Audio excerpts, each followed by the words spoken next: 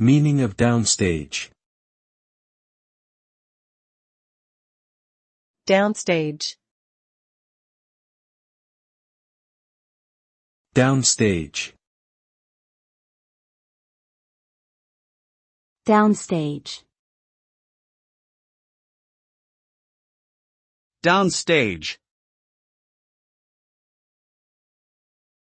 The term downstage has its origins in theater and refers to the part of the stage that is closest to the audience.